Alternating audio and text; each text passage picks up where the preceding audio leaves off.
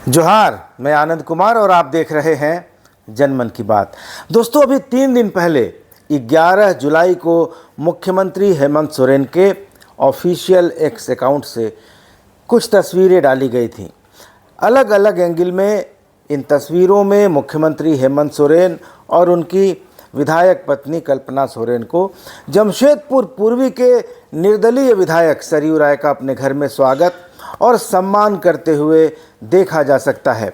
और इसके हफ्ते भर पहले ही सरयू राय ने पटना में नीतीश कुमार से मुलाकात की थी और उस मुलाकात के बाद ये खबरें चलने लगी थीं कि हो सकता है कि सरयू राय के लिए नीतीश कुमार भाजपा से कहें कि जमशेदपुर पूर्वी की सीट उनके लिए छोड़ दी जाए। लोकसभा चुनाव के समय भी ये बात कही गई थी कि धनबाद सीट नीतीश कुमार चाहते हैं कि जदयू को दे दी जाए और वहाँ से वे सरयू राय को चुनाव लड़ाए, लेकिन ऐसा हुआ नहीं। इस बार भी ये खबरें आ रही हैं कि नीतीश कुमार ऐसा हो सकता है कि कहें कि सरयू राय को ही जदयू के सिंबल पर टिकट दे दिया जाए और भाजपा उनको जमशेदपुर पूर्वी से एनडीए का उम्मीदवार घोषित कर दे। लेकिन जब सरयू राय की तस्वीर हेमंत सोरेन ने अपने ट्विटर पर डाली तो ये चर्चा कुछ और तरीके से होने लगी। कहा जाने लगा कि कोल्हान की राजनीति में सरयू राय को साथ लेकर हेमंत सोरेन एक बार फिर से बीजेपी को पछाड़ देंगे। हालांकि जो लोग राजनीति पर नज़र रखते हैं उन्होंने इस बात को ज़रूर नोटिस किया होगा कि भले ही हेमंत सोरेन ने अपने एक्स अकाउंट पर सरयू राय के अपने घर में स्वागत करते हुए, सम्मान करते हुए तस्वीरें डाली थीं, लेकिन सरयू राय ने खुद उन तस्वीरों को अपने सोशल मीडिया पर शेयर नहीं किया था। न तो उन्होंने एक्स पर और न फेसबुक पर हेमंत सोरेन और उनकी पत्नी के साथ तस्वीरों को साझा नहीं किया था। दोस्तों, इसको बिल्कुल एक साफ क्लियर संकेत के रूप में लिया जाना चाहिए था। सरयू राय का हेमंत सोरेन के घर जाना, सोरेन दंपत्ति से मिलना कोई राजनीतिक मुलाकात नहीं थी। कल्पना सोरेन जब गांडे से विधानसभा का उपचुनाव लड़ रही थीं तो हेमंत सोरेन जेल में थे और 2019 के चुनाव में सरयू राय का समर्थन हेमंत सोरेन ने खुले तौर पर किया था। हेमंत सोरेन तो यह भी चाहते थे कि सरयू राय के सामने कांग्रेस प्रत्याशी ही न दे, लेकिन कांग्रेस नहीं मानी, उसने गौरव वल्लभ को उतार दिया। फिर भी सरयू राय चुनाव जीत गए, उन्होंने मुख्यमंत्री रघुवर दास को हरा दिया। लेकिन हेमंत सोरेन ने जिस तरह से खुले तौर पर सरयू राय का समर्थन किया था, उनको शुभकामनाएं दी थी, तो सरयू राय ने भी उसको रेसिप्रोकेट किया था। उन्होंने भी हेमंत सोरेन को शुभकामनाएं दी थी और सरयू राय ने भी उनको सरकार में आने की शुभकामना दी थी। और दोस्तों, सरयू राय एक ऐसे व्यक्ति हैं जो राजनीति और संबंधों को बिल्कुल अलग अलग रखते हैं। राजनीतिक विचारधारा उनकी भले अलग हो, लेकिन संबंध उनके अगर हैं तो उसको वो निभाते हैं। हेमंत सोरेन हो या नीतीश कुमार, दोनों के साथ वही स्थिति है। नीतीश कुमार सरयू राय के किशोरावस्था के मित्र हैं, अलग राजनीतिक विचारधारा के हैं, लेकिन उनकी दोस्ती अभी भी बरकरार है। हेमंत सोरेन जब जेल में थे और कल्पना सोरेन जब विधानसभा का उपचुनाव गांडे से लड़ रही थीं, तो उन्होंने आशीर्वाद लेने के लिए सरयू राय को फ़ोन किया था। सरयू राय ने उनको जीत का आशीर्वाद भी दिया था। उसके बाद कल्पना सोरेन से उनकी मुलाकात 8 जुलाई को विधानसभा के विशेष सत्र के दौरान हुई थी, जहां हेमंत सोरेन ने विश्वास का प्रस्ताव रखा था। सदन में कल्पना सोरेन ने उनसे मुलाकात की, उनको नमस्कार किया, प्रणाम किया, तो सरयू राय ने उनसे कहा कि मैं आपके घर आऊँगा। और फिर सरयू राय 11 जुलाई को कल्पना सोरेन से मिलने उनके घर गए। वहाँ सोरेन दंपति ने सरयू राय का स्वागत किया, उनका सम्मान किया। तो बस इतनी सी ही बात थी और इसलिए मैंने इस सब्जेक्ट पर वीडियो नहीं डाला था, क्योंकि मुझे हकीकत मालूम थी। लेकिन 15 दिनों के अंदर दूसरी बार सरयू राय ने नीतीश कुमार से मुलाकात की है और दूसरी मुलाकात में राजनीति के चाणक्य कहे जाने वाले सरयू राय ने जो दांव चल दिया है वह भाजपा में उनकी वापसी को रोकने वाले रघुवर दास और दूसरे विरोधियों को एक झटके में चारों खाने चित कर सकता है। दोस्तों, झारखंड और बिहार की राजनीति में 2 नेता चाचा के नाम से फेमस हैं। बिहार में नीतीश चाचा और झारखंड में सरयू चाचा। और यह दोनों चाचा लइकाई के यार हैं। लइकाई का मतलब टीन एज के। सरयू राय को राजनीति का चाणक्य कहा जाता है और नीतीश कुमार राजनीति में अवसरवाद की मिसाल बन गए हैं। लेकिन दोनों में एक बात कॉमन है, दोनों पर भ्रष्टाचार का कोई दाग नहीं है। ऐसा नहीं है कि विरोधियों ने इन पर लांछन लगाने की कोशिश नहीं की, लेकिन कुछ साबित नहीं कर सके। और इधर इन कयासों के बीच कि झारखंड में अक्टूबर के महीने में विधानसभा के चुनाव कराए जा सकते हैं, सरयू राय ने 15 दिन के अंदर पटना जाकर 2 बार नीतीश कुमार से मुलाकात की है। और कल की मुलाकात के बाद उन्होंने जो बयान दिया है वो उनका मास्टर स्ट्रोक साबित हो सकता है। सरयू राय ने कहा है कि भारतीय जनतंत्र मोर्चा, जिसके वे संरक्षक हैं, नीतीश कुमार की पार्टी जनता दल यूनाइटेड के साथ उसकी बातचीत चल रही है चुनावी संभावनाओं पर। और इस बारे में सरयू राय ने अपने एक्स अकाउंट पर एक तस्वीर डाली है नीतीश कुमार के साथ, और बाकी नेता हैं उसमें, और लिखा है कि शनिवार को पटना स्थित मुख्यमंत्री आवास में नीतीश कुमार के साथ भेंट की, जिसमें चर्चा के बाद झारखंड में विधानसभा का चुनाव साथ मिलकर लड़ने पर सहमति बनी। शेष औपचारिकताओं पर जदयू नेतृत्व जल्द निर्णय लेगा। संभावना यह भी है कि भारतीय जनतंत्र मोर्चा का जदयू में विलय हो सकता है और इस तरह से सरयू राय और नीतीश कुमार की जोड़ी बन सकती है। और अगर यह जोड़ी बन जाती है दोस्तों, तो झारखंड की राजनीति में यह एक बड़ी घटना होगी, खासकर भारतीय जनता पार्टी के लिए, क्योंकि वर्तमान स्थिति में सरयू राय भाजपा से अलग हैं। वे जमशेदपुर पूर्वी से चुनाव लड़ने की घोषणा पहले ही कर चुके हैं। जमशेदपुर पूर्वी को बीजेपी का गढ़ माना जाता रहा है, लेकिन सरयू राय ने यहां पूर्व मुख्यमंत्री रघुवर दास को हराकर इस सीट पर कब्जा कर लिया है। और अगर वे जदयू के साथ आ जाते हैं, जो कि एनडीए का घटक दल है, तो भाजपा कार्यकर्ताओं में असमंजस की स्थिति बन सकती है कि वे क्या करें और क्या न करें। सरयू राय का यह दांव उनकी चाणक्य नीति का हिस्सा माना जा रहा है। दोस्तों, नीतीश कुमार और सरयू राय दोनों एक साथ पटना साइंस कॉलेज में पढ़ते थे, एक ही हॉस्टल, एक ही कमरा शेयर करते थे। इंटरमीडिएट पास करने के बाद नीतीश कुमार और सरयू राय दोनों ने साइंस कॉलेज में बीएससी पार्ट 1 में अपना नाम लिखाया। लेकिन संयोग देखिए कि दोनों का पटना के बिहार कॉलेज ऑफ इंजीनियरिंग में सिलेक्शन भी हो गया। नीतीश कुमार ने तो इंजीनियरिंग की राह चुन ली, लेकिन सरयू राय इंजीनियरिंग में नहीं गए। उन्होंने पटना साइंस कॉलेज से फिजिक्स में मास्टर्स किया। वे भौतिक शास्त्र में एमएससी हैं। और यह भी संयोग था कि पटना साइंस कॉलेज में रहते हुए सरयू राय जब अखिल भारतीय विद्यार्थी परिषद के माध्यम से स्टूडेंट पॉलिटिक्स में कदम रख रहे थे, तो उसी समय उनके सहपाठी और सखा नीतीश कुमार भी समाजवादी युवा जनसभा के माध्यम से छात्र राजनीति में सक्रिय हो चुके थे। दोस्तों, सरयू राय और नीतीश कुमार एक ऐसे दौर के दोस्त हैं जहां राजनीतिक विचारधारा भले दोनों की अलग रही, लेकिन जहां राजनीतिक विचारधारा दोनों की अलग रही, अलग अलग विषयों पर खूब बहसें भी हुईं, लेकिन व्यक्तिगत संबंधों पर, आत्मीयता पर इसका कोई असर नहीं पड़ा। संबंधों की गर्माहट जो किशोरावस्था में थी, आज भी वैसी ही है। 1974 के छात्र आंदोलन और जयप्रकाश नारायण के संपूर्ण क्रांति आंदोलन से भी नीतीश कुमार और सरयू राय दोनों जुड़े रहे। लेकिन अंतर यह रहा कि जहां नीतीश कुमार ने शुरुआत से ही हार्डकोर चुनावी पॉलिटिक्स का रास्ता चुना, वहीं सरयू राय एक जननेता से ज़्यादा एक्टिविस्ट और जर्नलिस्ट रहे। वे कभी चुनावी राजनीति में ज़्यादा इंटरेस्टेड नहीं रहे। हालांकि 1977 में सरयू राय को जनता युवा मोर्चा की बिहार इकाई का पहला संगठन मंत्री बनाया गया, तो उसके राष्ट्रीय अध्यक्ष डॉक्टर सुब्रमण्यम स्वामी थे। किसानों के बीच काम करना सरयू राय को बहुत अच्छा लगता था और यही कारण है कि उन्होंने चुनावी राजनीति में, इलेक्टोरल पॉलिटिक्स में ज़्यादा दिलचस्पी नहीं दिखाई, बल्कि 1984 में तो उन्होंने एक्टिव पॉलिटिक्स से विश्राम ले लिया और पूरा समय उन्होंने किसानों के बीच रहकर किसान आंदोलन चलाया।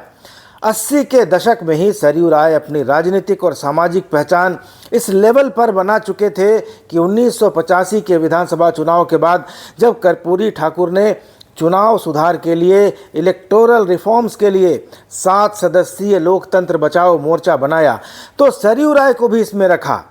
तो जहां एक तरफ नीतीश कुमार राजनीति में एक एक करके पायदान चढ़ रहे थे, तो सरयू राय सब कुछ छोड़ छाड़ कर पत्रकारिता करने चले आए और टाइम्स ऑफ इंडिया और हिंदुस्तान जैसे अखबारों में उनके लगातार लेख और कॉलम छपते रहे, ख़ास करके कृषि पर और फिनांस पर, पब्लिक फिनांस पर। 1984 से लेकर 1992 तक सरयू राय बिल्कुल राजनीति से अलग थलग रहे।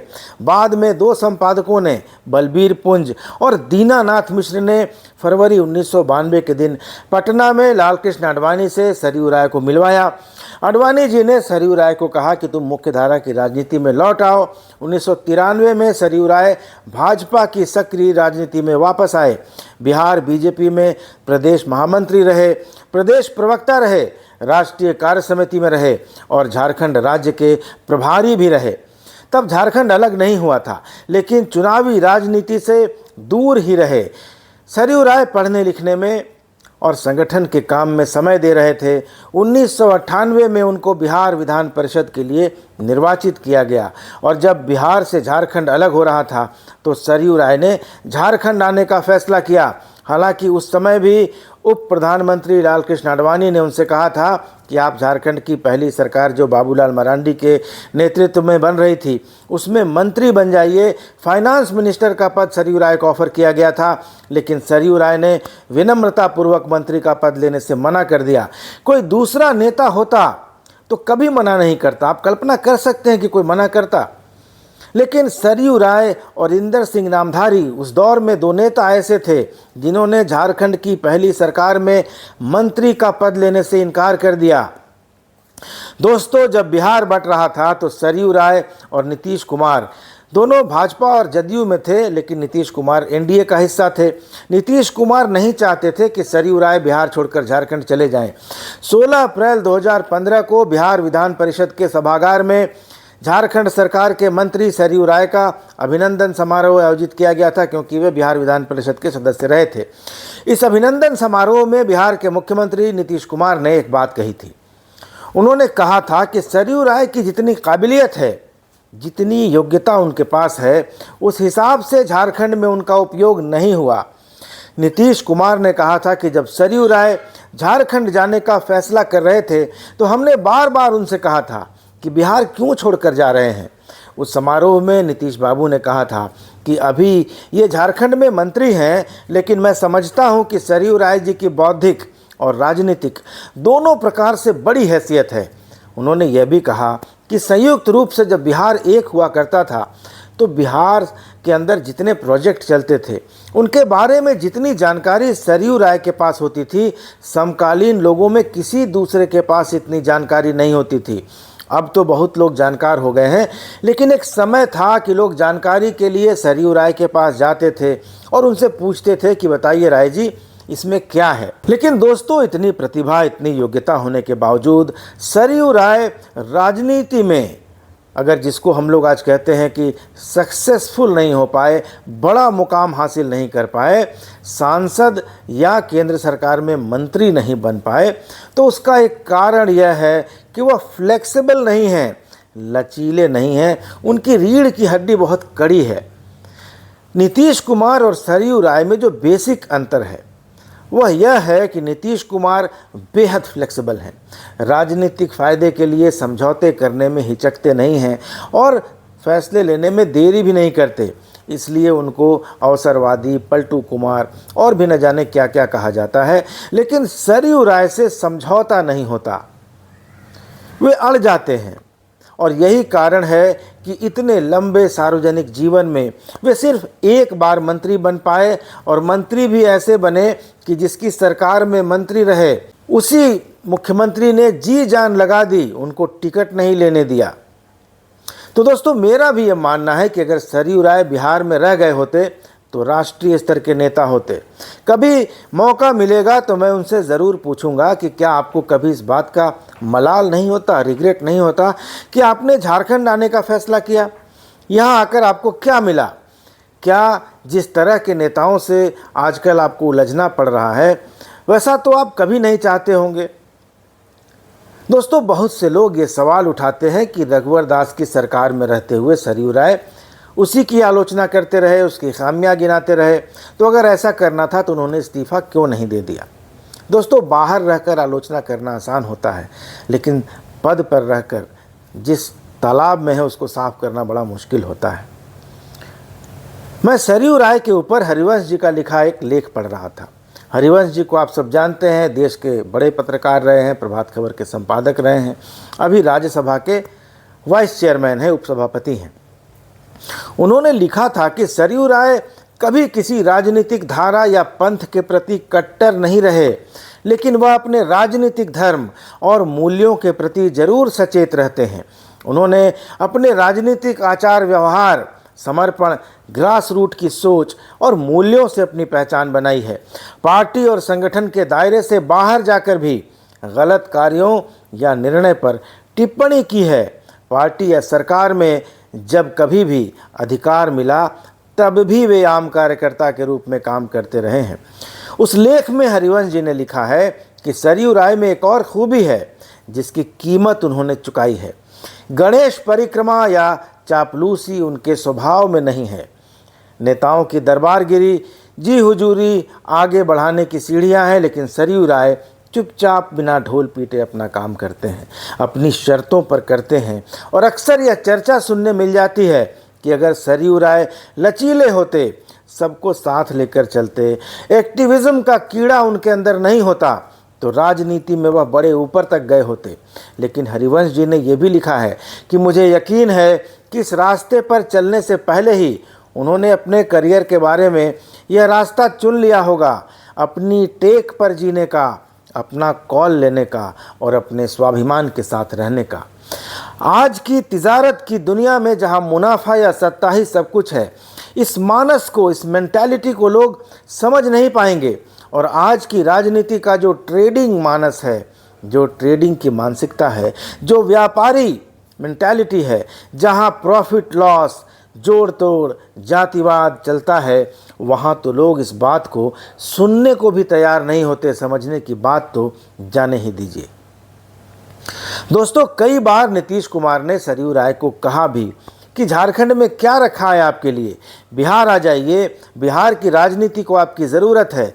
नीतीश कुमार ने सार्वजनिक रूप से कई जगह यह कहा है कि सरयू राय जितनी प्रतिभा का आदमी आज कहीं दूसरी जगह होता तो बहुत ऊपर होता, लेकिन वे झारखंड में हैं। यहाँ प्रतिभा, ईमानदारी, विद्वता, ज्ञान, ये सब फालतू की बातें हैं। समझौता करना, भ्रष्ट होना, नेताओं की चापलूसी करना, चुगलखोरी करना, ये सब यहाँ आगे बढ़ने के लिए आवश्यक गुण माने जाते हैं। ये क्वालिटीज़ हैं किसी नेता के लिए।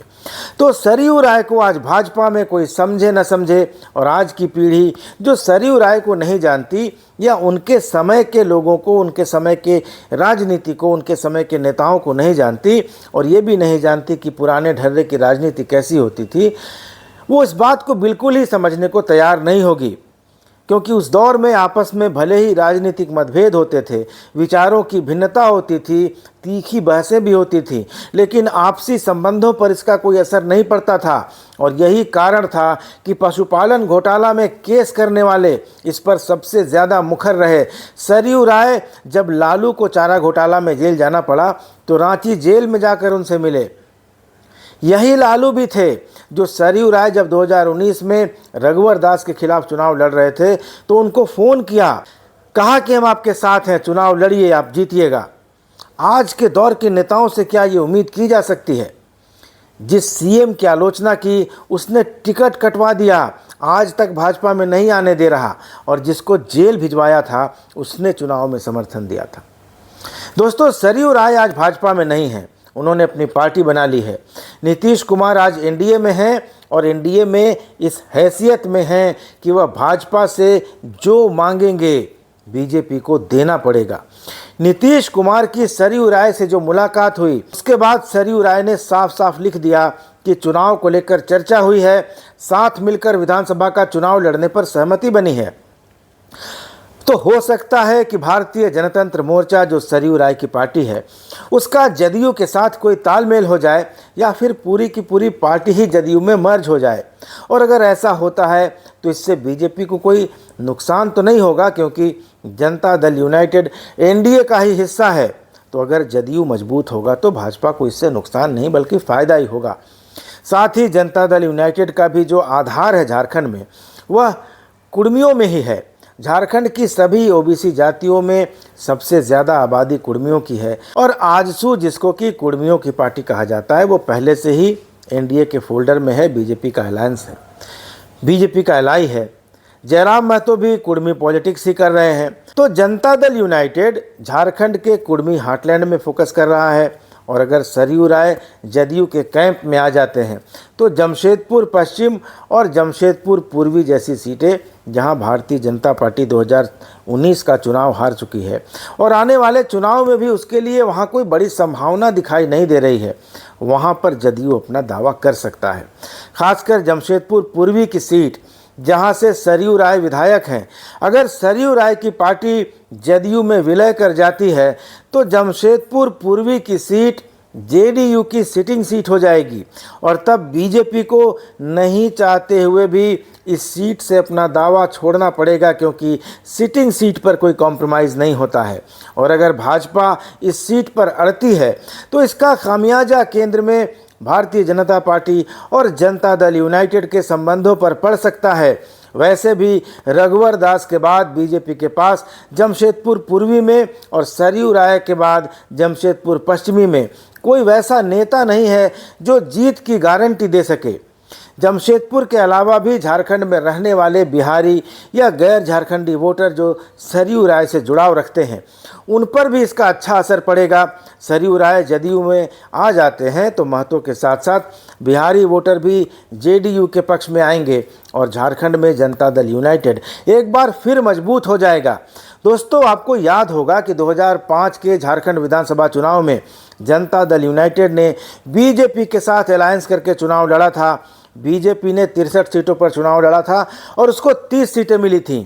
जनता दल यूनाइटेड ने 18 सीटों पर चुनाव लड़ा था और उसको 6 सीटें मिली थीं।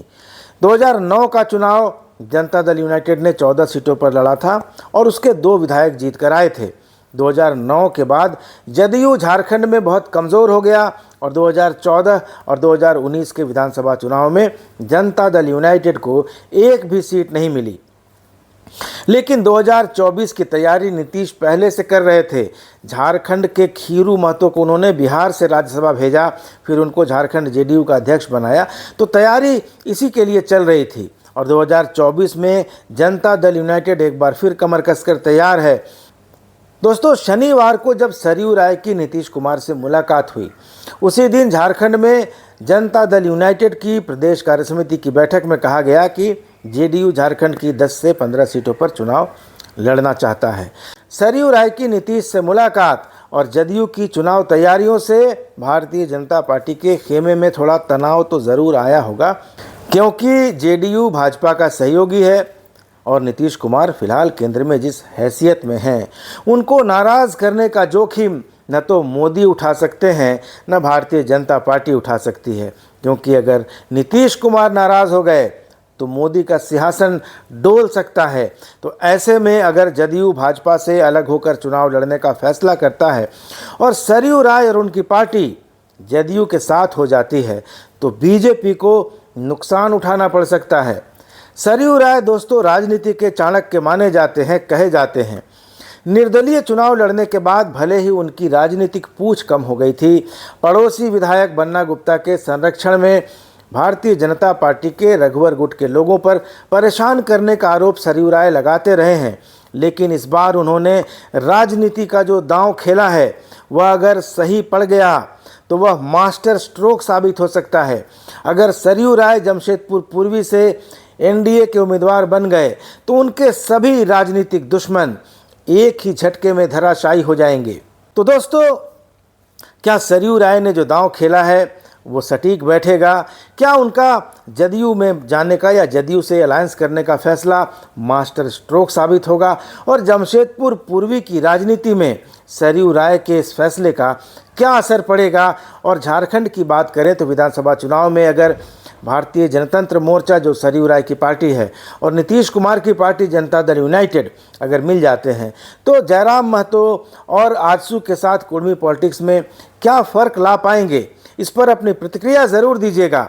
चैनल को सब्सक्राइब ज़रूर कर लीजिएगा। अगले वीडियो में मिलेंगे किसी नए विषय के साथ, तब तक इजाज़त दीजिए। धन्यवाद। नमस्कार।